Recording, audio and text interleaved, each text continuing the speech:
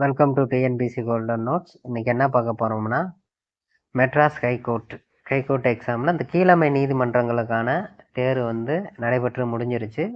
அதாவது examiner, junior குவாலிஃப், senior குவாலிஃப், அடுத்து போக ஆஃபீஸ் அசிஸ்டண்ட்டு, அடுத்து வாட்ச்மேன், மசால்ஜி, இதுக்கான எக்ஸாம்லாம் தேர்வு வந்து நடைபெற்று முடிந்து விட்டது. நம்ம வந்து இப்போ என்ன பார்க்க போகிறோம்னா, இப்போ எக்ஸாமினர்னால் இன்டர்வியூ இருக்குது.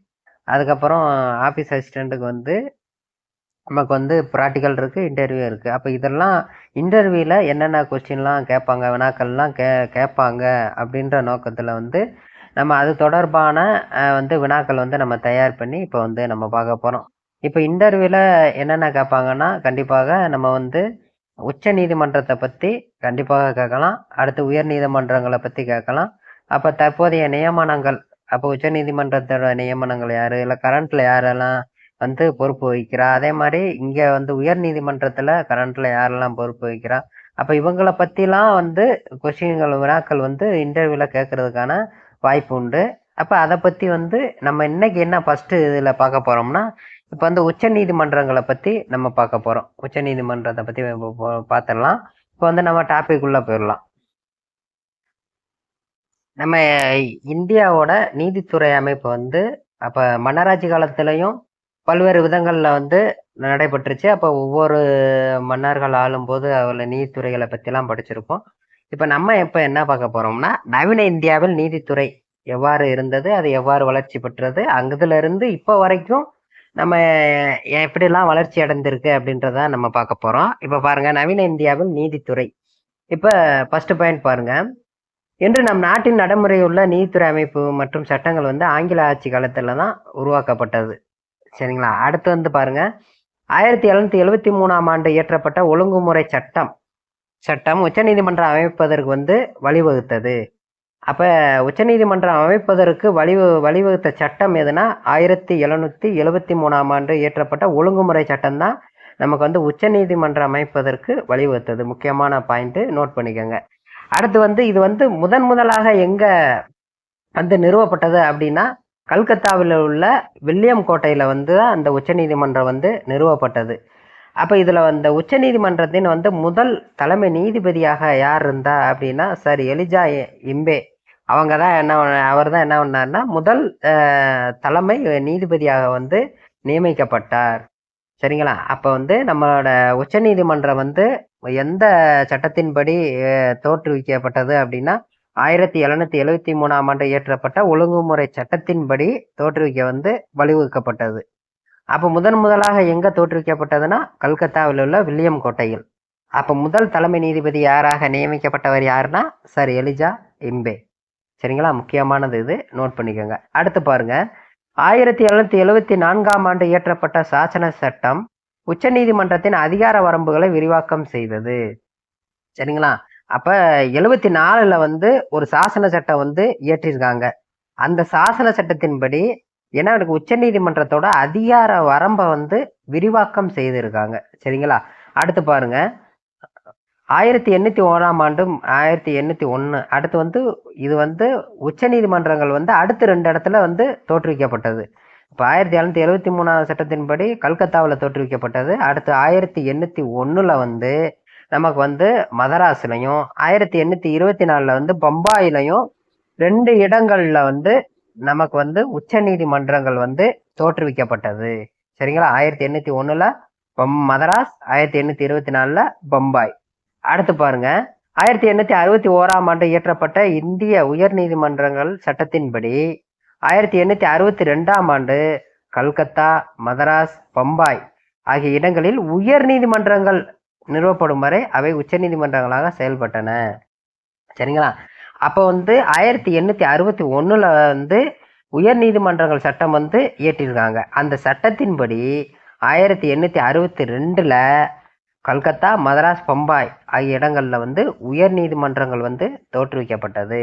அப்ப முக்கியமான கொஸ்டின், உயர் நீதிமன்றங்கள் தோற்றுவிக்கப்பட்ட ஆண்டு எது? 1862. எந்த சட்டம்? 1861ல் இயற்றப்பட்ட உச்ச நீதிமன்ற சட்டத்தின்படி. முக்கியமானதை நோட் பண்ணிக்கோங்க. அடுத்து பாருங்க, இச்சட்டம் உச்ச நீதிமன்ற முறை ஒழிப்புக்கு இட்டு சென்றது. இதுவே இந்தியாவின் உயர் நீதிமன்றங்கள் தோன்றுவதற்கு வரலாற்று சிறப்பு மிக்க நிகழ்வாக கருதப்படுகிறது. அடுத்து பாருங்க, இப்போ வந்து சிவில் வழக்குகளை தீர்ப்பதற்கு ஊரக குடிமையியல் நீதிமன்றத்தையும், குற்றவியல் வழக்குகளை தீர்ப்பதற்கு ஊரக குற்றவியல் நீதிமன்றங்களையும் உருவாக்கியவர் யாருன்னா வாரன் ஹேஸ்டிங்ஸ். முக்கியமானது, நல்லா நோட் பண்ணிக்கோங்க. அப்ப சிவில் வழக்குகளை தீர்ப்பதற்கு குடிமையியல் நீதிமன்றத்தையும் ஊரக குடிமையியல் நீதிமன்றத்தையும், அதுவே குற்றவியல் வழக்குகளை தீர்ப்பதற்கு வந்து ஊரக குற்றவியல் நீதிமன்றங்களை உருவாக்கியவர் யாருன்னா வாரன் ஹேஸ்டிங்ஸ். சரிங்களா, அவர் தான் வந்து முதல்ல உருவாக்குறாரு.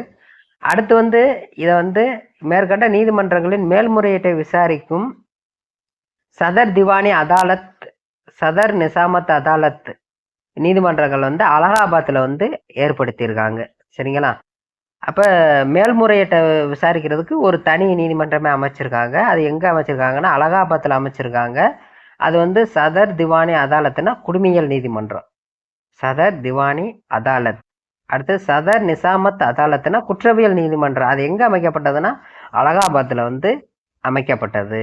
அடுத்து இதை பற்றி அப்படியே தொடர்ந்து ஒன்றுன்னா பார்க்கலாம். அடுத்து பாருங்க, அடுத்து வந்து வாரன் ஹேஸ்டிங் வந்து நம்ம வந்து இந்த ஊரக குடிமையியல் நீதிமன்றையும் ஊரக குற்றவியல் நீதிமன்றத்தை உருவாக்குனாரு. அடுத்து வந்து இந்த காரன் வாலிஸ் வந்து ஆட்சியில் வந்து என்ன பண்ணுறாருன்னா இந்த குற்றவியல் நீதிமன்றங்களை வந்து நீக்கிட்டு கல்கத்தா, டாக்கா, முர்ஷிதாபாத், பாட்னா போன்ற இடங்களில் வந்து மேல்முறையீட்டு நீதிமன்றங்கள் வந்து அமைச்சிருக்காரு. சரிங்களா, அப்போ இவர் வந்து அந்த நமக்கு வந்து அந்த அலகாபாத்தில் வந்து அமைக்கப்பட்ட அந்த குற்றவியல் நீதிமன்றங்களை வந்து நீக்கிட்டு காரன் வாலிஸ் என்ன பண்ணுறாரு, கல்கத்தா, டாக்கா, முர்ஷிதாபாத், பாட்னா போன்ற இடங்கள்ல வந்து மேல்முறையீட்டு நீதிமன்றங்களை வந்து அமைக்கிறாரு. இதுவும் நோட் பண்ணிக்கோங்க, காரன் வாலிஸ். சரிங்களா, அடுத்து பாருங்க, 1793ஆம் ஆண்டில் காரன் வாலிஸ் பிரபு சட்ட விதிகள் தொகுப்பு ஒன்றை வந்து தயாரிச்சிருக்காரு. சரிங்களா, காரன் வாலிஸ் பிரபு சட்ட விதிகள் தொகுப்பு ஒன்றை தயாரிச்சிருக்காரு. இதுவே காரன் வாலிஸ் சட்ட தொகுப்பு என்று புகழப்படுகிறது. அடுத்து பாருங்க, 1807ஆம் ஆண்டு பதவியேற்ற மிண்டோ பிரபு பல்வேறு நீதிமன்றங்களின் அதிகாரங்களை வந்து அதிகார வரம்புரை வந்து அதிகரித்தார். இப்போ வந்து கொஸ்டின் எப்படி வரும்னா இதில், அப்போ நீதிமன்றங்களின் அதிகார வரம்பை அதிகரித்த பிரபு யாரு அப்படின்னு கேட்டால் மிண்டோ பிரபு. சரிங்களா, அப்போ ஒரு தனி சட்ட தொகுப்பை வந்து உருவாக்கிய பிரபு யாருன்னா காரன் வாலிஸ் பிரபு. அடுத்து வந்து நம்ம அந்த மேல்முறையீட்டு நீதிமன்றங்களை உருவாக்கியவர் யாருன்னா ஊரக குற்றவியல் நீதிமன்றங்கள் மற்றும் ஊரக உரிமையியல் நீதிமன்றங்களை உருவாக்குனது வந்து வாரன் ஹேஸ்டிங். ஆனால் அதை நீக்கிட்டு கல்கத்தா, டாக்கா, முர்ஷிதாபாத், பாட்னா போன்ற இடங்களில் வந்து மேல்முறையீட்டு நீதிமன்றங்களை அமைச்சவர் யாருன்னா காரன் வாலிஸ். குழப்பிடக்கூடாது, நீட்டாக பார்த்துக்கோங்க.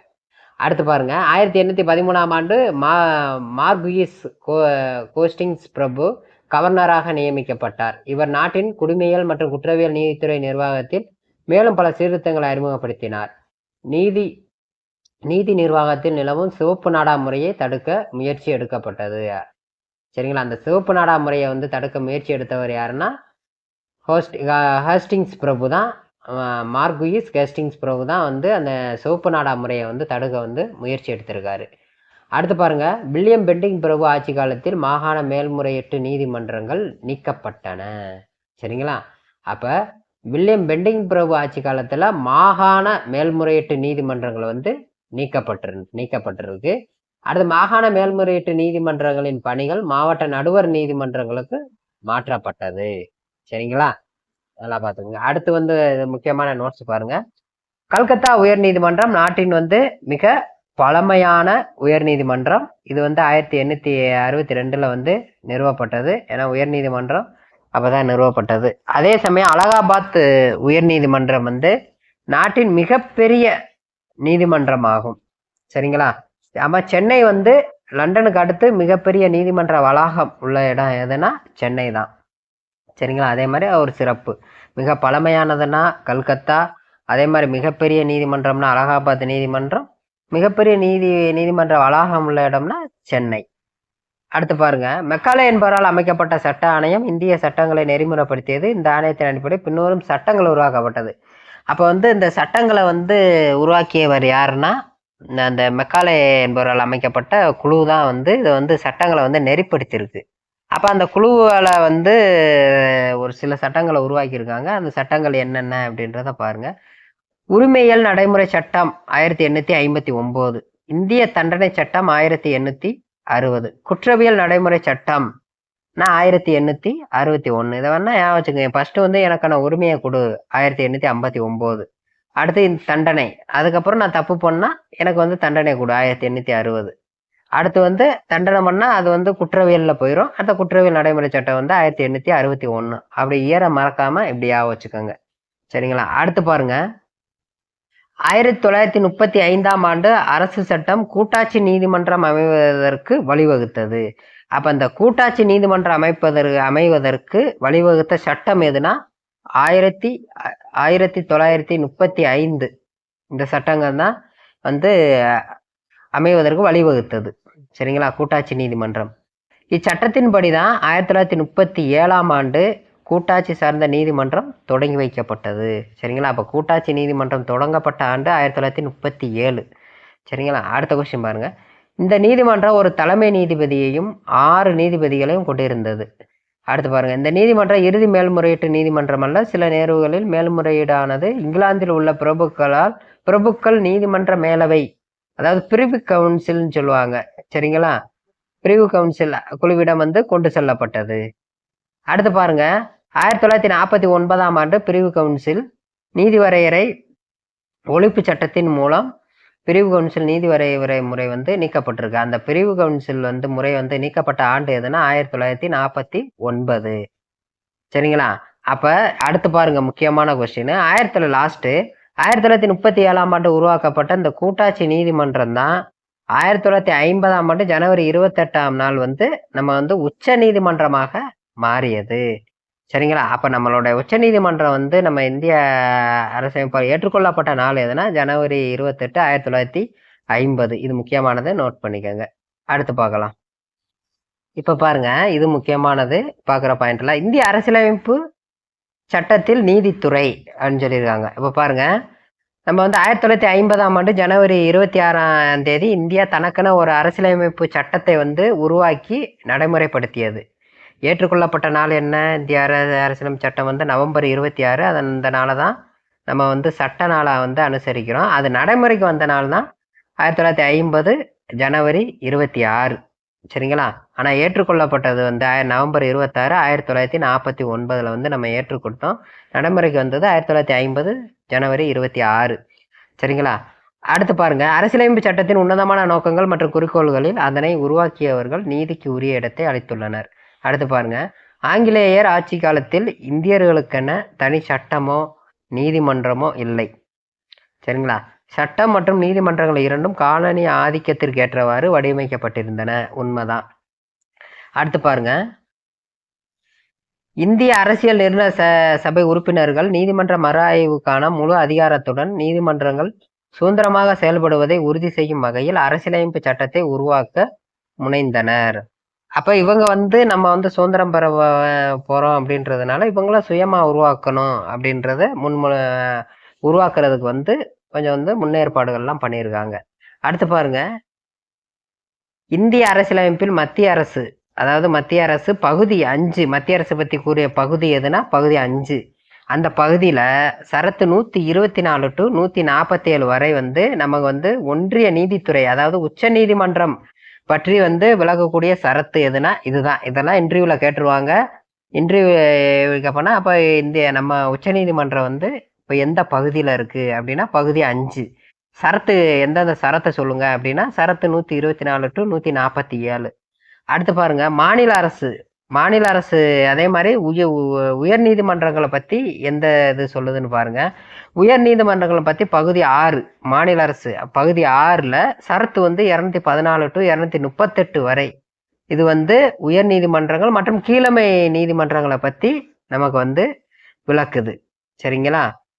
இதுதான் இது. அப்ப இதுல முக்கியமான கொஸ்டின் என்னன்னா, அப்போ வந்து நமக்கு வந்து நம்ம இந்திய அரசியலமைப்பு சட்டம் வந்து ஏற்றுக்கொள்ளப்பட்ட நாள் வந்து 1949 நவம்பர் 26. நடைமுறைக்கு வந்த நாள் வந்து 1950 ஜனவரி 26. அடுத்து வந்து இதில் என்னென்ன முக்கியமானது, உயர்நீதிமன்றங்களை பற்றி குறிப்பிடும் சரத்து பகுதி வந்து 5, சரத்து வந்து 124 to 147. அது உச்ச நீதிமன்றம் பற்றி குறிப்பிடும் சரத்துக்கள். அடுத்து வந்து உயர் நீதிமன்றம் பற்றி குறிப்பிடும் பகுதி வந்து பகுதி 6, சரத்து வந்து 214 டு 238. அடுத்து பார்க்கலாம். இந்தியாவில் நீதிமன்றங்களின் அமைப்பு பார்த்தீங்களாக்க பாருங்க. ஃபர்ஸ்ட் வந்து இந்திய உச்ச நீதிமன்றம், அடுத்து உயர் நீதிமன்றம், அடுத்து மாவட்ட நீதிமன்றம், அடுத்து துணை நீதிமன்றங்கள். அப்போ இந்திய உச்ச நீதிமன்றம் வந்து பாருங்க ஃபர்ஸ்ட் இருக்கும், அடுத்து உயர் நீதிமன்றம் இருக்கும், அடுத்து மாவட்ட நீதிமன்றம், அடுத்து துணை நீதிமன்றங்கள் கீழே இருக்கும். சரிங்களா? நம்ம வந்து இப்போ வந்து இந்த கீழமை நீதிமன்றங்களுக்கு தான் நம்ம வந்து தேர்வு எழுதியிருக்கோம். அடுத்து பாருங்க, இப்போ உச்ச நீதிமன்றத்தை பத்தி பார்க்க போறோம். இதுல பாருங்க, இந்திய அரசியலமைப்பு நீதித்துறைக்கு சுதந்திரம் வழங்கியுள்ளது. அதாவது ஆட்சித்துறை சட்டமன்றங்களின் தலையீடுகளில் இருந்து நீதித்துறைக்கு சுதந்திரம் அளிக்கப்படுகிறது. அதாவது மத்திய அரசோ மாநில அரசோ எந்த அரசுமே வந்து உச்ச நீதிமன்றத்தை வந்து கண்ட்ரோல் பண்ண முடியாது. அது வந்து சுதந்திரமான அமைப்பு. அடுத்து பாருங்க, இந்தியா போன்ற கூட்டாட்சி மக்களாட்சியில் உச்ச நீதிமன்றமே அரசியலமைப்பின் பாதுகாவலன் ஆகும். சரிங்களா? இந்தியா போன்ற கூட்டாட்சி மக்களாட்சியில வந்து உச்ச நீதிமன்றம் தான் நமக்கு வந்து பாதுகாவலன், அரசியலமைப்பின் பாதுகாவலன் கூட சொல்லுவாங்க. அடுத்து பாருங்க, இந்திய அரசியலமைப்பின் பகுதி 5ல நம்ம அந்த சரத்து சொன்ன மாதிரி 124 டு 147 வரை வந்து உச்சநீதிமன்ற அமைப்பு, சுதந்திரம், எல்லைப்பகுதி, அதிகாரம், இந்த செயல்முறை பற்றிலாம் வந்து இது வந்து டீட்டெயிலாக வந்து இந்த சரத்துகளில் வந்து கூறப்பட்டிருக்கு. அடுத்து பாருங்க, உச்சநீதிமன்றம் பின்வரும் முக்கிய பொறுப்புகளை வந்து வைக்குது. அது என்னென்ன பொறுப்புகள் அப்படின்னா பாருங்க, ஃபர்ஸ்ட் பொறுப்பு பாருங்க, மத்திய மாநில அரசுகளுக்கு இடையில் எழும் சிக்கலுக்கு வந்து தீர்வு காண்பது இந்த உச்சநீதிமன்றம் தான். அடுத்து மாநில அரசுகளுக்கு இடையில் எழும் சிக்கல்களுக்கு தீர்வு காண்பதும் இந்த உச்சநீதிமன்றம் தான். அடுத்து குற்றவியல் குடிமையியல் வழக்குகளில் உயர்ந்தபட்ச மேல்முறையீட்டு நீதிமன்றமாக செயல்படுகிறது. அடுத்து வந்து அடிப்படை உரிமைகளை பாதுகாத்தலோட வேலை வந்து இந்த உச்சநீதிமன்றத்தோட வேலை தான். சரிங்களா? நம்மளுடைய அடிப்படை உரிமைகளின் பாதுகாவலன் யாருன்னா உச்ச நீதிமன்றம் தான். அடுத்து பார்க்கலாம். இப்ப சரத்து 124 இது வந்து உச்சநீதிமன்றம் ஒரு நாட்டுக்கு வந்து உச்சநீதிமன்ற அமைப்பு முறையை பத்தி இது வந்து சொல்லுது. இப்ப பாருங்க, நம்மளுடைய உச்சநீதிமன்றம் எங்க இருக்குன்னா புதுடெல்லியில தான் இருக்கு. புதுடெல்லியில் அமைந்துள்ள உச்சநீதிமன்றம் வந்து 1950 ஜனவரி 28ஆம் நாள் வந்து துவங்கப்பட்டது. சரிங்களா? இது வந்து 1935ஆம் ஆண்டு அரசு சட்டம், அதாவது அரசு சட்டத்தின் கீழ் வந்து ஒரு கூட்டாட்சி நீதிமன்றத்தை தொடர்ந்து இது வந்து உருவாக்கப்பட்டது. அடுத்து பாருங்க, 1950ஆம் ஆண்டு அரசியலமைப்பு தொடக்கத்தில் ஒரு தலைமை நீதிபதி உட்பட 8 நீதிபதிகளை வந்து உச்சநீதிமன்றம் வந்து கொண்டிருந்தது. அப்ப தற்போது 2024 வந்து மொத்தம் எத்தனை நீதிபதிகள் இருக்காங்கன்னா 32. 2024 வந்து 32 நீதிபதிகள் வந்து இருக்காங்க. அதே 2020 வந்து நமக்கு வந்து 34 நீதிபதிகள் இருந்தாங்க. அப்ப தற்போதைய உச்சநீதிமன்ற நீதிபதி யாருன்னா வந்து இப்ப ஒய்வி சந்திரசூட் வந்து இப்ப தற்போது வந்து அவர் வந்து ஓய்வு பெற்று விட்டாரு. இப்ப வந்து யார நியமிச்சிருக்காங்க அப்படின்னா சஞ்சீவ் கண்ணா, அதாவது 51வது நீதிபதியாக, உச்சநீதிமன்ற தலைமை நீதிபதியாக சஞ்சீவ் கண்ணா வந்து இவங்க வந்து நியமனம் பண்ணியிருக்காங்க. சரிங்களா? அப்ப உச்சநீதிமன்ற நீதிபதிகள் எண்ணிக்கையை வந்து அதிகரிக்கவோ குறைக்கவோ அதோட அதிகாரம் யார்கிட்ட இருக்கு அப்படின்னா பாராளுமன்றத்திட்ட தான் அந்த அதிகாரங்கள் வந்து இருக்கு. சரிங்களா? அப்ப இந்த நீதிபதிகள் எண்ணிக்கையெல்லாம் அதுல கொடுத்துருக்காங்க பாருங்க. 1950ல முதல்ல 8 நபர்கள் இருந்திருக்காங்க. தற்போது 32. சரிங்களா? அப்ப இந்த பாக்ஸை பாருங்க, உச்சநீதிமன்றம் வந்து தொடக்கத்துல வந்து எங்க செயல்பட்டது அப்படின்னா பாராளுமன்றத்துல இருக்கிற இளவரசர்கள் மாடத்துல வந்து தான் செயல்பட்டது. அப்ப தற்போது இருக்கும் கட்டடத்துக்கு எந்த ஆண்டு மாற்றப்பட்டது அப்படின்னா 1958ஆம் ஆண்டு தான் தற்போது இருக்கிற வளாகத்துக்கு வந்து மாற்றப்பட்டிருக்கு. சரிங்களா? இதை நோட் பண்ணிக்கோங்க. அப்ப முதல்ல வந்து இளவரசர் மாடத்துல தான் செயல்பட்டு இருக்கு. தற்போது இருக்கிற இடத்துக்கு வந்து எந்த ஆண்டு மாற்றப்பட்டதுன்னு கூட கொஸ்டின் கேட்கலாம். அப்ப 1958. சரிங்களா? அடுத்து பார்க்கலாம். நீதிபதிகள் நியமனம் பற்றி கூறக்கூடிய சரத்து எதுனா சரத்து 126. சரிங்களா? 126 கவனமா பாருங்க, ஏன்னா இதை பத்திலாம் கேட்கலாம். அப்ப நீதிபதியை நியமிக்கிறது யாரு, அடுத்து வந்து அவங்களுக்கு வந்து அவங்களுடைய என்னென்ன தகுதிகளா இருக்கணும் அப்படின்லாம் பார்ப்போம். இப்ப பாருங்க, உச்சநீதிமன்ற தலைமை நீதிபதி மற்றும் பிற நீதிபதிகளை வந்து யாரு நியமிக்கிறாங்க அப்படின்னா இந்திய குடியரசுத் தலைவர். முக்கியமானதை பார்த்துக்கோங்க. குடியரசுத் தலைவர் உச்சநீதிமன்றத்தின் மற்ற நீதிபதிகள் நியமனம் செய்யும் போது தலைமை நீதிபதி மற்றும் உச்சநீதிமன்ற இதர 4 மூத்த நீதிபதிகளை கொண்ட குழுவிடம், அதாவது கொலிஜியம், சரிங்களா, கொலிஜியத்தோட கலந்தாலோசித்து தான் இந்த நீதிபதிகளை வந்து நியமிப்பார். சரிங்களா, அந்த நீதிபதிகளை வந்து பரிந்துரைக்கிற கமிட்டி யாருன்னா அந்த கொலிஜியம் குழு தான் வந்து இந்த நீதிபதிகள்லாம் வந்து பரிந்துரைக்கும். அதன் பேர்ல தான் குடியரசுத் தலைவர் வந்து நியமனம் பண்ணுவார். அடுத்து பாருங்க, இந்திய தலைமை நீதிபதியை நியமிக்கும் விஷயத்தில் குடியரசுத் தலைவர் தேவை என கருதினால் உச்சநீதிமன்றம் மற்றும் உயர்நீதிமன்ற நீதிபதிகளை கலந்து ஆலோசிக்கலாம். சரிங்களா, அதாவது இந்திய தலைமை நீதிபதி சரிங்களா நியமிக்கும் விஷயத்துல வந்து இதுல வந்து இவர் வந்து குடியரசுத் தலைவர் தேவை என கருதினால் மட்டும் அவர் வந்து நமக்கு வந்து தேவை என்று கருதினால் மட்டும் உச்சநீதிமன்றம் மற்றும் உயர்நீதிமன்ற நீதிபதிகளை வந்து அவர் வந்து கலந்தாலோசிக்கலாம். அடுத்து பாருங்க, உச்சநீதிமன்றத்தின் மிக மூத்த நீதிபதி தலைமை நீதிபதியாக பதவி வைக்க தகுதியானவர். சரிங்களா, யாரு அந்த ஃபர்ஸ்ட் வராங்களோ அவங்க பதவி வகுத்த அதன் அடிப்படையில் மூத்த நீதிபதியாக யார் இருக்காங்களோ அவங்களத்தான் நியமனம் பண்ணணும். ஆனால் அப்படி இருந்தும் ஒரு 2 டைம் வந்து மாற்றி நியமனம் பண்ணாங்க. அந்த முறை வந்து பின்னாட்களில் வந்து அதை வந்து நிராகரிச்சுட்டாங்க. சரிங்களா, அதை பற்றிலாம் இப்போ பார்க்க போகிறோம். அப்போ மிக மூத்த நீதிபதி தான் பதவி வைக்க தகுதியானவர் என்றும் அவரே தலைமை நீதிபதியாக நியமிக்கப்பட வேண்டும் என்றும் 4 நீதிபதிகள் கொண்ட கொலிஜியத்தில் முடிவு செய்யப்பட்ட பின்னரே நியமிக்கப்படுவார். சரிங்களா, அடுத்து பாருங்க, உச்ச நீதிமன்றத்தின் தலைமை நீதிபதி நியமிப்பதில் 1950ஆம் ஆண்டிலிருந்து 1973 ஆண்டு வரை அந்த உச்ச நீதிமன்றத்துல மூத்த நீதிபதி தான் தலைமை நீதிபதியாக நியமிக்க வழக்கத்தில் இருந்தது. ஆனால் 1973ல அஜித்நாத் ராய் என்பவரை வந்து அவரை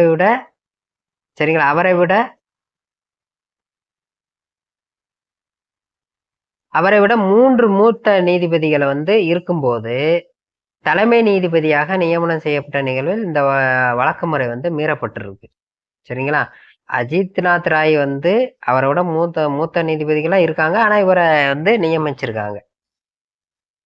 அப்ப இந்த முறை வந்து 1977ல 73ல நியமிச்சிருக்காங்க. 77லையும் அந்த எம்ஹெச் பெக்கு என்பவரையும் இதே போன்று வந்து மூத்த நீதிபதிகள் இருக்கும்போது இளைய நீதிபதியான எம்ஹெச் பெக் அவர்களை வந்து நியமிச்சிருக்காங்க. அப்பையும் சர்ச்சைக்குள்ளா இருக்கு. அப்ப இந்த முறையை வந்து முற்றிலுமா நிறுத்தணும் அப்படின்ட்டு அப்ப உறுதி எப்ப செஞ்சிருக்காங்கன்னா 1993ஆம் ஆண்டுல வந்து இந்த முறையை வந்து தடுத்து நிறுத்திட்டாங்க. சரிங்களா, அதுல இருந்து இப்ப வந்து யார் மூத்த நீதிபதியோ அவங்க தான் நியமனம் செய்யப்படுறாங்க. அடுத்து வந்து இந்த கொலிஜியம்டா என்ன, அந்த கொலிஜியத்தை பத்தி நம்ம பார்க்க போறோம். கொலிஜியம்டா என்னன்னா, அதாவது உச்ச நீதிமன்ற நீதிபதியை தெரிவு செய்வதற்கான சிறப்பு தேர்வு குழு தான் என்னது கொலிஜியம். சரிங்களா, இத்தேர்வு குழுவில் வந்து யாரெல்லாம் இருப்பாங்க அப்படின்னா 4 மூத்த நீதிபதிகள் வந்து இதில் வந்து இடம்பெற்றிருப்பாங்க. சரிங்களா, அப்போ இவங்க 4 பேருமே ஒருமித்து கருத்துடன் வந்து இவங்க வந்து யாரை நியமிக்கணும் அப்படின்ட்டு வந்து பரிந்துரை செய்வாங்க. இதில் வந்து ஒருத்தங்கிட்ட ஒருமித்த கருத்து இல்லைன்னா அவங்க வந்து நியமனம் பண்ண முடியாது. சரிங்களா, அடுத்து வந்து தலைமை நீதிபதி இந்த கொலிஜியத்தை வந்து கலந்தாலோசித்த பின்னரே குடியரசுத் தலைவருக்கு ஆலோசனை வழங்க வேண்டும் என்று 1998ஆம் ஆண்டு உச்சநீதிமன்ற தீர்ப்பு வழங்கியது. இத்தீர்ப்பின்படி தான் தற்போது உச்சநீதிமன்ற நீதிபதிகள் நியமிக்கிறாங்க. சரிங்களா, அப்ப ஒரு தலைமை நீதிபதி வந்து நியமிக்கப்படுறாங்க அப்படின்னா அந்த கொலிஜியத்தை வந்து கலந்தாலோசித்த பின்னர் தான் குடியரசுத் தலைவருக்கு வந்து இவங்க வந்து ஆலோசனை வழங்கி அவங்கள வந்து நியமிப்பாங்க. சரிங்களா, அடுத்து பார்க்கலாம்.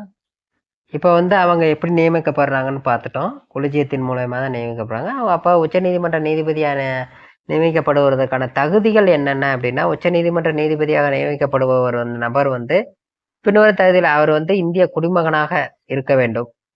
அடுத்த 5 ஆண்டுகள் உயர் நீதிமன்ற நீதிபதியாக பணிபுரிந்திருக்க வேண்டும், அல்லது 10 ஆண்டுகள் தொடர்ந்து அல்லது ஒன்று அல்லது 2க்கும் மேற்பட்ட உயர் நீதிமன்றத்தில் வழக்கறிஞராக பணியாற்றிருக்கணும். நீதிபதியாகனா 5 ஆண்டுகள், வழக்கறிஞராகனா 10 ஆண்டுகள். சரிங்களா, குடியரசுத் தலைவர் பார்வையில் சிறப்புமிக்க சட்ட நிபுணராக இருக்கணும். அப்போ இந்த தகுதிகள்லாம் இருந்தால் அவர் வந்து உச்சநீதிமன்ற நீதிபதியாக நியமிப்பதற்கான வந்து தகுதி பெற்றவர். அடுத்து பாருங்க, இந்திய அரசியலமைப்பில் உச்சநீதிமன்ற நீதிபதி ஆகுவதற்கான குறைந்தபட்ச வயது வந்து எதுவுமே நியமிக்கப்படவில்லை. சரிங்களா, அப்போ பொதுவாக இருக்கிற நடைமுறையை தான் பின்பற்றுறாங்க. யார் மூத்த நீதிபதியோ அவங்க தான். வந்து நியமிக்கப்படுறாங்க. அப்போ இவங்களுடைய ஓய்வு பெறும் வயது எதுனா 65 வயது. அப்போ உச்சநீதிமன்ற நீதிபதியோட ஓய்வு பெறும் வயது எதுனா 65. அதுவே உயர்நீதிமன்றம்னா 62 வயது. அடுத்து பார்க்கலாம். அடுத்து உச்சநீதிமன்ற நீதிபதிகளின் பதவி பிரமாணத்தை பத்தி பார்க்க போறோம். பாருங்களேன். பதவி பிரமாணம் அரசியலமைப்பு சட்டத்தின்படி தெரிவு செய்யப்படும் உச்சநீதிமன்ற நீதிபதி குடியரசுத் தலைவர் முன்னிலையில் வந்து பதவி பிரமாணம் வந்து எடுத்துக்கொள்கிறார். அப்ப யார் பதவி பிரமாணம் செய்து வைக்கிறார்னா குடியரசுத் தலைவர் தான். இதுவும் கேட்பாங்க, நோட் பண்ணிக்கோங்க. அடுத்து இவருடைய பதவி காலம் பார்த்தது மாதிரி தான் உச்சநீதிமன்றத்துக்கு வந்து 65 வயது வரை வந்து பதவியில் நீடிப்பார். அப்ப பின்வரும் அதுல ஒரு சில ரூல்லாம் கொடுத்துருக்காங்க. அது என்னன்னா, ஒரு முறை உச்சநீதிமன்ற நீதிபதியாக நியமிக்கப்பட்ட நபர் பின்வரும் நிகழ்வுகளின் காரணமாக பதவியை வந்து இழப்பார். அப்ப வந்து அவரை வந்து எந்தெந்த காரணத்தினாலலாம் பதவியை இழப்பார் அப்படின்னா, 65 வயது பூர்த்தி அடைந்து விட்டால் அவர் வந்து பதவி வந்து முடிவுக்கு வரும். அது அடுத்து வந்து தாமாக முன் வந்து பதவியுள்ள கடிதத்தை வந்து குடியரசுத் தலைவருக்கு அனுப்பும்போது அவர் வந்து பதவி வந்து முடிவுக்கு வரும். இதை கேட்பாங்க. உச்ச நீதிமன்ற தலைமை நீதிபதி வந்து பதவி விலகல் கடிதத்தை வந்து யாரிடம் கொடுப்பார் அப்படின்னா குடியரசுத் தலைவர். அடுத்து பாருங்க, 3வது, பாராளுமன்றத்தில் கண்டன தீர்மானம் நீதிபதிக்கு எதிராக நிறைவேற்றப்பட்டால் அது வந்து இவர் வந்து பதவி நீக்கம் செய்யப்படுவார். அவருடைய பதவி வந்து காலியாக அறிவிக்கப்படும். அடுத்து, ஓய்வு பெற்ற நீதிபதிகள் ஓய்விற்கு பின் எந்த நீதிமன்றத்திலும் வழக்கறிஞராக பணியாற்றக்கூடாது. அரசின் அனுமதியின்றி எந்த பதவியுமே இவங்க வந்து வைக்கக்கூடாது. சரிங்களா? ஓகே, இதென்ன காரணமாக அவர் வந்து என்ன பதவியை வந்து இழப்பாரு. அடுத்து இந்த கண்டன தீர்மானம்னா என்னன்னு தெரியணும்ல, அதை பத்தி பாருங்க. கண்டன தீர்மானம் வந்து அவர் வந்து உச்சநீதிமன்ற நீதிபதிகள் 2 காரணங்களுக்காக வந்து கொண்டு வருவாங்க. அது என்ன காரணம் அப்படின்னா, அது ஒரு தவறான ஒழுக்கத்தின் காரணமாக வந்து கொண்டு வரலாம். அடுத்து வந்து அவரோட வேலை செய்ய முடியல, திறமை இல்லை அப்படின்ற 2 காரணங்களுக்காக வந்து கண்டன தீர்மானம் வந்து கொண்டு வரலாம்.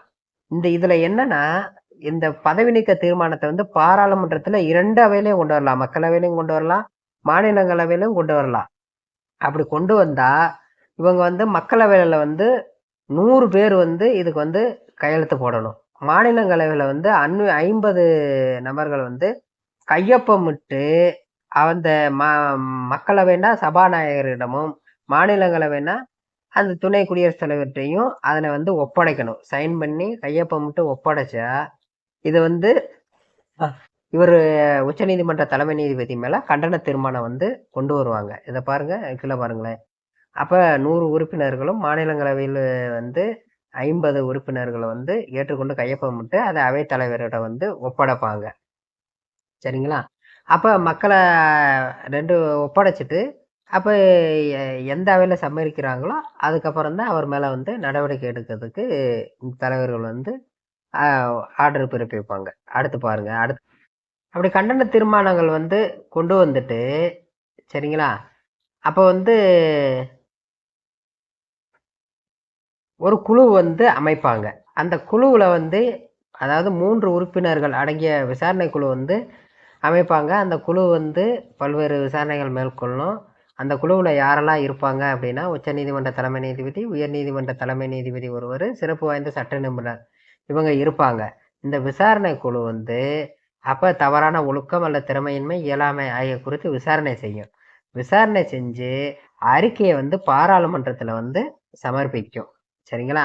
அப்படி சமர்ப்பிக்கும் போது ஈர அவைகளிலையும் 3ல் 2 பங்கு உறுப்பினர்கள் வந்து சிறப்பு பெரும்பான்மை மூலம் பதவி நீக்க தீர்மானம் நிறைவேற்றப்பட்டால் அவரை வந்து பதவி நீக்கம் செய்வது யாரு? குடியரசுத் தலைவர் வந்து பதவி நீக்கம் செய்வார். சரிங்களா?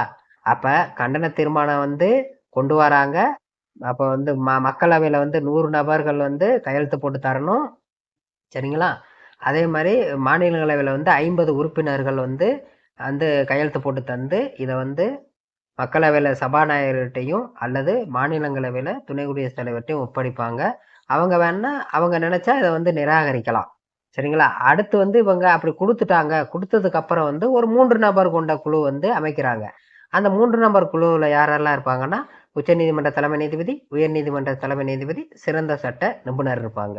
இவங்க வந்து அது என்ன காரணத்திற்காக கண்டன தீர்மானம் கொண்டு வந்திருக்காங்களோ அது தொடர்பாக விசாரணைகள் நடத்தி அதை வந்து ஒரு அறிக்கையை வந்து சமர்ப்பிப்பாங்க. அதன் பேர்ல வந்து 2 அவையிலையும் 3ல் 2 பங்கு சிறப்பு பெரும்பான்மை மூலமா இந்த தீர்மானம் வந்து நிறைவேற்றப்பட்டால் அந்த உச்சநீதிமன்ற தலைமை நீதிபதியை குடியரசுத் தலைவர் வந்து பதவி நீக்கம் செய்வார். இதுதான். அப்ப இது கண்டன தீர்மானத்தின் மூலம் பதவி நீக்கம் ஒருத்தரை நீக்கியிருக்காங்க அப்படின்னா அது நீக்கியிருக்காங்க. அது யாருன்னு அப்படின்னா அது நீக்கல. ஆனா அதுக்கான முயற்சிகள் அத்தனை நடவடிக்கைகளும் நடந்தது. ஆனால் காங்கிரஸ் வந்து அதுல வந்து அந்த வாக்களிக்காமல் புறக்கணிச்சதுனால அது வந்து என்னது அவரை வந்து பதவி நீக்கம் தடுக்கப்பட்டது. 1991-93 ஆண்டுல வந்து யாரு பி ராமசுவாமிக்கு எதிராக இதே கண்டன தீர்மானம் வந்து விசாரணை வந்து பண்ணியிருக்காங்க. ஆனா காங்கிரஸ் வந்து வாக்களிக்காதனால அவருடைய பதவி வந்து பாதுகாக்கப்பட்டது. அடுத்து பாருங்க, உச்சநீதிமன்ற ஊதியம் மற்றும் படிகள் அவரை பத்தி பார்க்கணும். அப்போ உச்சநீதிமன்ற நீதிபதிகளின் ஊதியம் மற்றும் படிகளை பற்றி குறிப்பிடும் சரத்து வந்து சரத்து 125. உச்சநீதிமன்ற நீதிபதியாக தலைமை வகிப்பதற்கான சம்பளம் எவ்வளோன்னா 2,80,000 ரூபா. மற்ற நீதிபதிகள் வந்து 2,50,000 ரூபா பெறுறாங்க. சரிங்களா? அப்ப 2021 ஏப்ரல் மாத நிலவரப்படி இவங்களுக்கு ஓய்வு பெற்ற பிறகு இவங்க இறுதியாக வாங்கிய ஊதியத்துல வந்து 50% வந்து இவங்களுக்கு வந்து ஓய்வூதியமா வந்து கொடுக்குறாங்க. சரிங்களா? அடுத்து இவருடைய ஊதியம் படிகள்லாம் யாரு நிர்ணயிக்கிறாங்க அப்படின்னா பாராளுமன்றம் தான் இவங்களுடைய ஊதியம் படிகள்லாம் வந்து நிர்ணயிக்கிறாங்க. சரிங்களா? அது நிதி நெருக்கடி காலங்களில் தவிர்த்துட்டு மற்ற எந்த காலத்துலையும் இவங்களுடைய சலுகைகளை வந்து அதை சம்பளமோ சலுகைகளோ எதையுமே நம்ம வந்து நிறுத்த முடியாது. சரிங்களா? அதான் ரூல். அப்போ உச்சநீதிமன்ற தலைமை நீதிபதி சம்பளம் எவ்வளவு? 2,80,000 ரூபா. மற்ற நீதிபதிகளுக்கு 2,50,000 ரூபா. சரிங்களா? ஓய்வூதியம் வந்து இறுதியாக வாங்கிய தொகையில் வந்து 50% வந்து ஓய்வூதியமாக வழங்கப்படுகிறது. அடுத்து பார்க்கலாம். அடுத்து முக்கியமானது, இது வந்து எக்ஸாம் பாயிண்ட் ஆஃப் வியூவில் முக்கியமான நோட்ஸு பார்த்துக்கோங்க.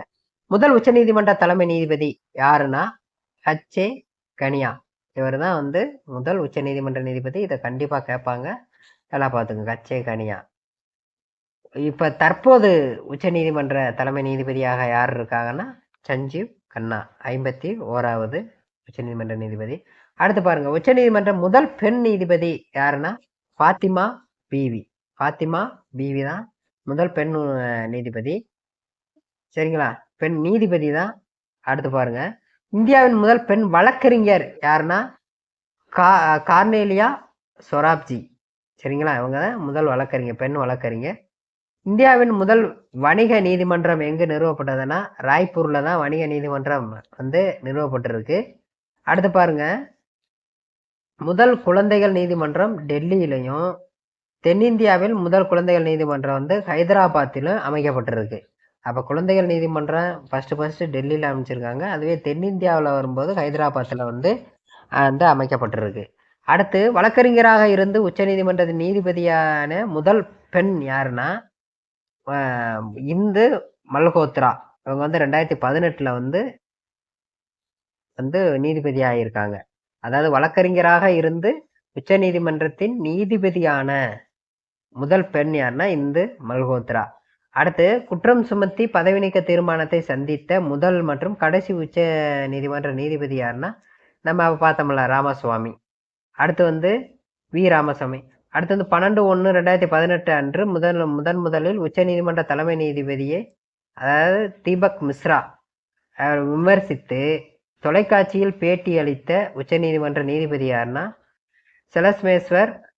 அடுத்து வந்து ரஞ்சன் கோகாய். அடுத்து வந்து எம்பி லோகூர். அடுத்து வந்து குரியன் ஜோசப். இவங்க வந்து தீபக் மிஸ்ராவுக்கு எதிராக வந்து தொலைக்காட்சியில் வந்து பேட்டி அளிச்சிருக்காங்க. அடுத்து வந்து நீண்ட காலம் தலைமை நீதிபதியாக பதவி வைத்தவர் யாருன்னா ஒய்வி சந்திரசூட். சரிங்களா? 50வது தலைமை நீதிபதியாக பதவி வைத்தவர் அவர் தான். அடுத்து வந்து ஒய்வி சந்திரசூட் வந்து நீண்ட கால தலைமை நீதிபதியாக வந்து பதவி வைத்திருக்காரு. அடுத்து குறைந்த காலம் நீதிபதியாக பதவி வைத்தவர் யாருன்னா கமல் நரேன் சிங். எத்தனை நாட்கள்னா 17 நாட்கள் தான் கமல் நரேன் சிங்கு. அடுத்து வந்து பட்டியலினத்த சமுதாயத்திலிருந்து ஒருவர் வந்து முதல் முறையாக உச்ச நீதிமன்ற நீதிபதியாக, அதாவது 2000த்துல உச்ச நீதிமன்ற நீதிபதியாக நியமனம் செய்யப்பட்டவர் யாருன்னா பாலகிருஷ்ணன், கேஜி பாலகிருஷ்ணன். இவர் தான் 2007ல உச்ச நீதிமன்ற தலைமை நீதிபதியாக வந்து உயர்ந்தாரு. அப்ப பட்டியலினத்தை சேர்ந்த உச்ச நீதிமன்ற தலைமை நீதிபதியாக பதவி வைத்த முதல் நபர் யாருன்னா கேஜி பாலகிருஷ்ணன். சரிங்களா? இதெல்லாம் முக்கியமானது, நோட் பண்ணிக்கோங்க. அடுத்து பார்க்கலாம். உச்ச நீதிமன்றம் தற்போது அமைந்துள்ள இடம் எது? புதுடெல்லி. குடியரசுத் தலைவர் அனுமதியை பெற்று உச்ச நீதிமன்ற அமர்வினை தலைமை நீதிபதி இந்தியாவின் எந்த இடத்திலும் அல்லது எந்த மாநிலத்திலும் அமைக்கலாம். சரிங்களா? அந்த சரத்து எதுனா சரத்து 130 படி குடியரசுத் தலைவர் அனுமதி பெற்றா நம்ம எங்க வேணாலும் அந்த தலைமை நீதிபதி வந்து எங்க வேணாலும் அந்த அமர்வை வந்து அமைச்சுக்கலாம். ஆனால் முழு கட்டமைப்பை வந்து மாற்ற முடியாது. சரிங்களா? அடுத்து அதிகாரம். அப்போ உச்ச நீதிமன்றம் அதிகாரம் பற்றி குறிப்பிடும் சரத்து எதுனா சரத்து 135. இது வந்து என்னென்ன அதிகாரம்னு பாருங்க. அசல் மற்றும் அதிகார வரம்பு, தனக்கே உரிய நீதி வரையறை ஃபர்ஸ்ட். அடுத்து வந்து மேல்முறையீட்டு நீதி வரையறை, அடுத்து நீதி பேராணை நீதி வரையறை, ஆலோசனை நீதி வரையறை, அடுத்து நீதி புனராய்வு நீதி வரையறை, அடுத்து ஆவண நீதிமன்ற முறை, இதர நீதி வரையறை. இப்போ நம்ம மேல்முறையீட்டு நீதிமன்றம்ன்றாவே இதுதான். அது என்னென்ன இது இருக்கு. அடுத்து வந்து தனக்கே உரிய அதுக்கே உரிய சில நீதி வரையறைகள்லாம் இருக்கு. அடுத்து நீதி பேராணை.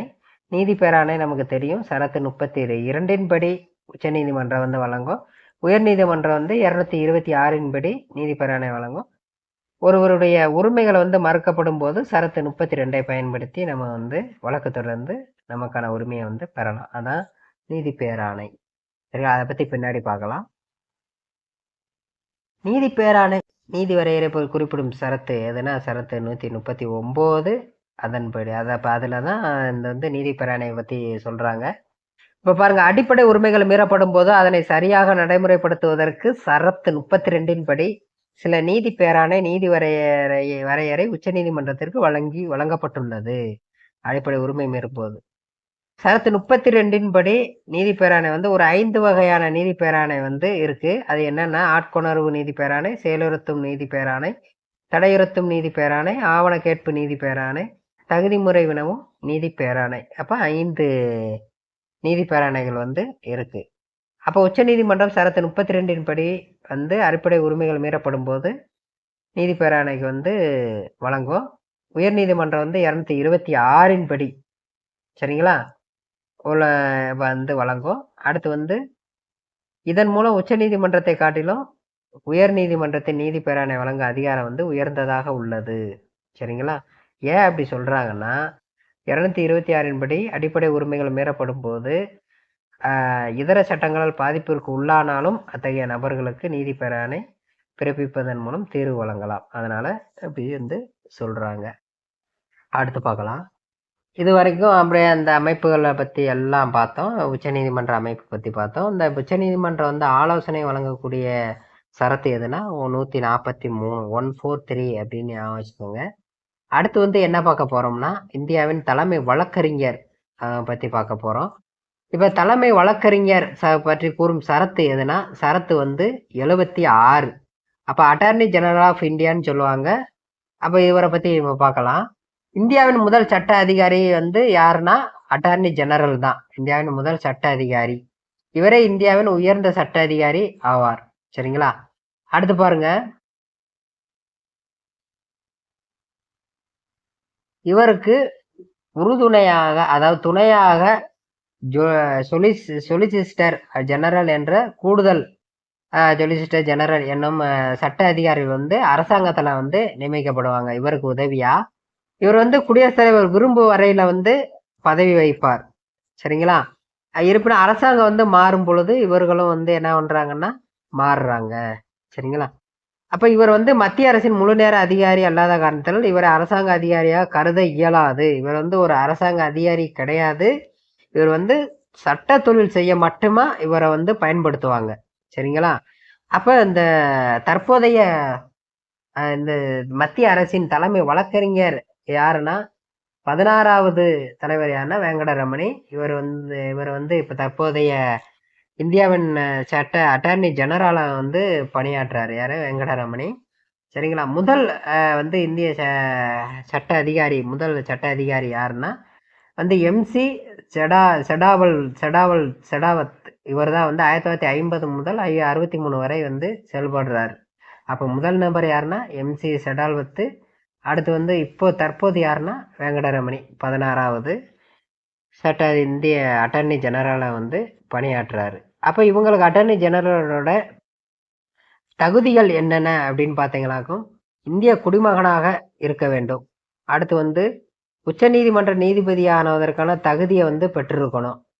ஏதாவது ஒரு உயர் நீதிமன்றத்தில் 5 ஆண்டு நீதிபதியாகவோ அல்லது 10 வருடங்கள் வழக்கறிஞராகவோ பணியாற்றிருக்கணும். சரிங்களா. சிறந்த சட்ட நிபுணராக இருக்க வேண்டும். அதே மாதிரிதான் அந்த உச்ச நீதிமன்ற நீதிபதிக்கான தகுதி ஏதோ அதுதான். இவங்களுடைய பதவி காலம் வந்து எந்த தகவலுமே கிடையாது. இது வரைக்கும் பதவி காலத்தை பற்றி யாருமே யாருமே குறிப்பிடவில்லை.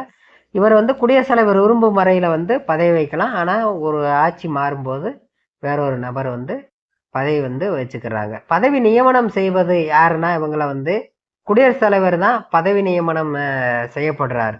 சரிங்களா. ஓகே. அடுத்து பதவி விலகல் பார்த்தீங்கன்னாக்கும், இவர் வந்து குடியரசுத் தலைவரால் வந்து எந்த நேரத்தில் வந்து பதவி நீக்கம் செய்யப்படலாம். குடியரசுத் தலைவருடன் தன்னுடைய வந்து ராஜினாமா கடிதத்தை வந்து சமர்ப்பதன் மூலமும் இவர் வந்து தானாகவே பதவி விலகி கொள்ளலாம். சரிங்களா. 2 இதுல. அடுத்து வந்து இவருடைய ஊதியம் மற்றும் படிகள் வந்து யாரு நிர்ணயிக்கிறாங்க அப்படின்னா, குடியரசுத் தலைவர் தான் இவருடைய ஊதியத்தையும் படிகளையும் நியமிக்கிறாரு. சரிங்களா. ஆனால் உச்சநீதிமன்ற நீதிபதிகளுடைய ஊதியத்தையும் படிகளை நியமிப்பது பாராளுமன்றம். ஆனா தலைமை வழக்கறிஞர்களுடைய ஊதியத்தையும் படிகளையும் நியமிப்பது யாருன்னா குடியரசுத் தலைவர். நல்லா நோட் பண்ணிக்கோங்க. நெக்ஸ்ட் பார்க்கலாம். அப்ப நம்ம இது வரைக்கும் நம்ம வந்து இன்டர்வியூல வந்து எந்தெந்த வினாக்கள்லாம் கேட்பாங்க அப்படின்றத அந்த நோக்கத்துல வந்து நம்ம முக்கியமான கொஸ்டின்லாம், அதாவது உச்ச நீதிமன்றம், அதுல அடுத்து வந்து இந்திய தலைமை வழக்கறிஞரை பத்தி பார்த்துருக்கோம். அப்ப இதை வந்து நீங்க வந்து நீட்டா நோட்டு போட்டு என்னென்ன கேட்பாங்க அப்படின்றத நான் சொன்ன அந்த சட்டங்கள், ஆண்டுகள், அந்த சரத்துக்கள், அப்ப என்னென்ன தகுதிகள், நீதி பேராணைனா என்ன, எந்த சரத்து, இந்த சரத்தெல்லாம் நீங்க வந்து ஒன்னொன்னும் நோட் பண்ணி நீங்க இன்டர்வியூ போறதுக்கு முன்னாடி நீட்டா படிச்சுக்கோங்க. படிச்சுட்டு நீங்க போங்க. எந்த கொஸ்டின் கேட்டாலும் நீங்க வந்து ஈஸியா ஆன்சர் பண்ணி இன்டர்வியூல சக்சஸா வேலை வாங்கிடலாம். அடுத்து நம்ம என்ன நெக்ஸ்ட் வீடியோல என்ன நம்ம வந்து பார்க்க போறோம்னா, நம்ம வந்து உயர் நீதிமன்றம். சரிங்களா. இப்போ உச்ச நீதிமன்றத்தை பத்தி பார்த்துட்டு அடுத்து உயர் நீதிமன்றத்தை பத்தி பார்க்க போறோம். உயர் நீதிமன்றம், அடுத்து மாநில தலைமை வழக்கறிஞர், அவங்கள பத்தி வந்து இந்த அடுத்த வீடியோல வந்து நம்ம பார்க்கலாம். சரிங்களா. நம்ம வந்து எக்ஸாம் பாயிண்ட் ஆஃப் வியூவில் மேக்ஸ் தொடர்பான அனைத்து வீடியோக்களும் நம்ம சேனலில் வந்து போட்டுட்டோம். அது வேணால் நம்ம சேனல் லிஸ்ட்டில் வந்து நீங்கள் பார்த்து வந்து ஒரு வீடியோவும் பார்த்துக்கோங்க. அடுத்து வந்து இன்னைக்கு கொடுக்கப்பட்ட தகவல் வந்து உங்களுக்கு வந்து ரொம்ப பயனுள்ள வகையாக இருந்திருக்கும் நம்புகிறோம். மீண்டும் அடுத்த வீடியோவில் வந்து உங்களை சந்திக்கலாம். மறக்காமல் லைக் பண்ணுங்கள், ஷேர் பண்ணுங்கள், சப்ஸ்கிரைப் பண்ணிடுங்க. தேங்க்யூ.